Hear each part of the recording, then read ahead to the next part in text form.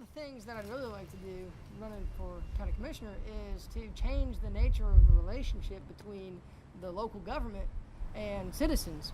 Right now you have meetings at 9 o'clock in the morning, public meetings, and public meetings at 4 o'clock in the afternoon.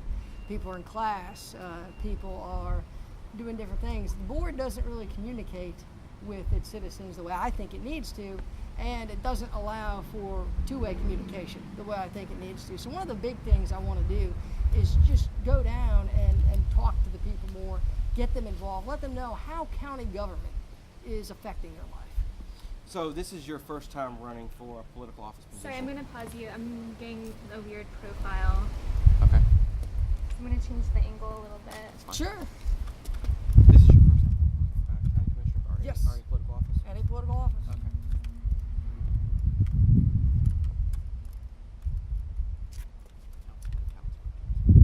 Commissioner. Commissioner. Yeah. Commissioner. I know, they get confused with all the Commissioner. C's. No, it's all right. Commissioner. Can you just one step this way a little bit for me? You want me to? Yes, Okay, that's sure.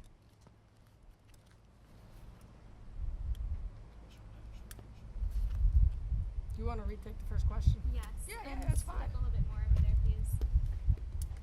You One step at a time. Hannah, you're doing a great job. I know, what do you do? I'm Public PR, relations. Nice. so I'm just taking press photos. Nice. All right.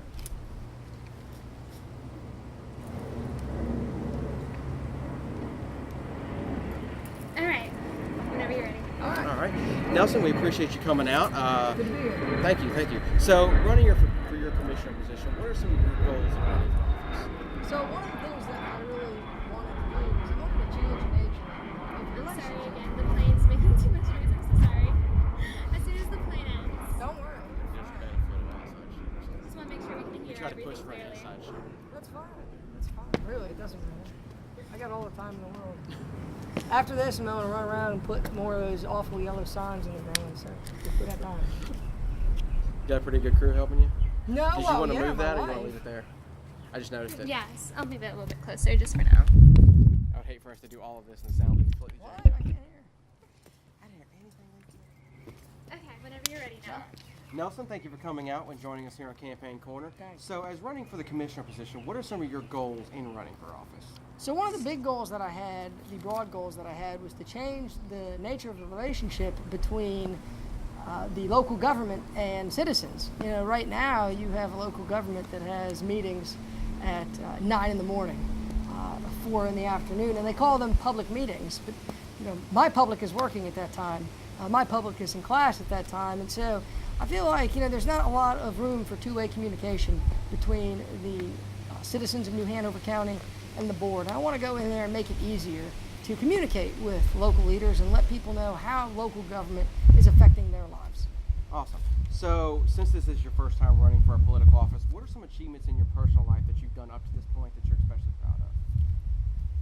Well, I'm really proud of my military service, and I'm proud of the career that I've made for myself teaching. I went to school, I didn't have a degree, or I went to the military, I didn't have a degree, and when I got out, it was hard. I had to work a full-time job.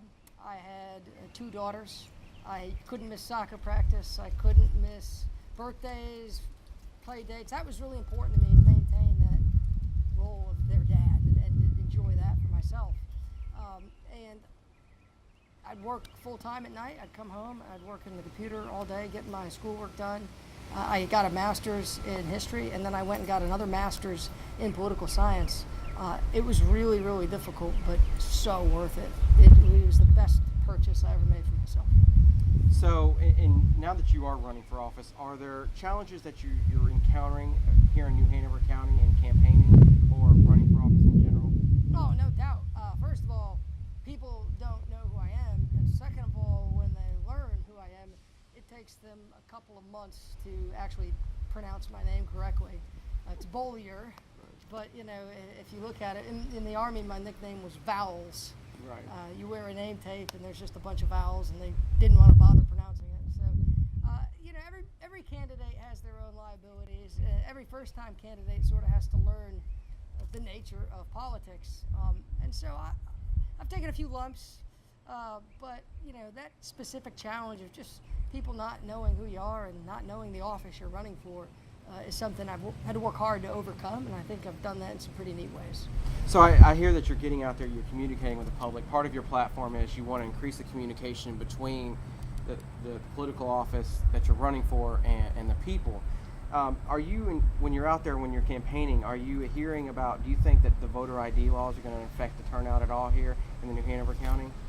I think they were designed to affect turnout negatively. I think they were designed to keep people away from the polls, and I have no problem saying that. I don't think we should mince words when we don't need to. I don't think they're going to have that effect. I think they're going to have the opposite effect. When people feel, whether they're right or not, when they feel as if their right to vote or any right is threatened, they react. And I think you're going to see an increase in turnout here in New Hanover County. So I'm sure there's obviously one change you would like to see here in New Hanover County with the voter ID laws. But are there any other ones in particular, whether you're elected for office or not, that you would like to see changed here in New Hanover County? Anything that pops out to you? Oh, absolutely. There's tons of things we need to do in terms of traffic, in terms of making it easier for our senior citizens, our students to use mass transit. There are so many areas where the county needs to just be doing a better job of listening to what the citizens are telling them. We have an opioid crisis here. We need to have a task force. We don't need for the state or the federal government to come in and tell us how to handle it. It's bad. I know people who have dealt with it. I'm sure you do as well. And we need to deal with these things as a community, and we can't wait. So I really like your platform and the fact that you're really reaching out to the citizens here in New Hanover County. When you're reaching out with your citizens, do you feel that, one, that there's not enough involvement in the younger crowd in local politics? And if so, what is something New Hanover County and North Carolina can do to get the younger crowd involved here in New Hanover County and North Carolina?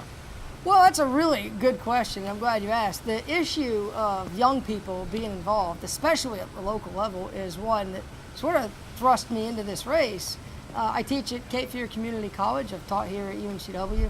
And one of the things that was so distressing was you hear students, and they don't believe that people who want to do good things in government can accomplish those things. They don't believe that government can be a place of good where great change can be effected. They just have stopped. And if you live in a democracy and you don't believe that government can be a source of good, you've given up the game. And I think in order to re-engage young people, you need to go where they are.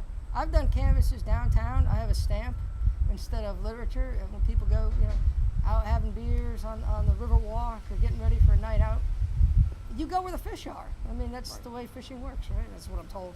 Right, so you're getting out there in the populace. You got to talk to these students on their level. You got to talk to everybody on their level. If they're using Facebook, Twitter, social media, well, then that's where our government needs to be as well. And so you are utilizing social media, Most Facebook, assuredly. YouTube. I know you have some YouTube videos out there I've seen, Absolutely. which is good. And also with your background, obviously working in Cape Fear and UNCW, do you feel that you are better and maybe than some of the other people running for your office to communicate with those young people? I think so. I mean, like, I'm 33. Everybody I meet who's a professional politician, they say, you're so young. I say, well, I'm old for the NFL. I mean, Right. But I'm not far removed. I was a student not long ago. I'm still a student. I'm going for another master's in public policy. So I know what it's like to be struggling. I know what it's like to have deadlines and midterms and jobs and friends and all the things that go on with being in your 20s or in your late teens. And I feel like, you have to try to empathize with that and try to talk to people where they, feel like they're not being heard. Right. Mr. Beaulieu, we appreciate you coming out here and joining us today on Campaign Corner, and tune in next time for another episode. Thanks. Thank you very much, sir. Appreciate it. Thank you.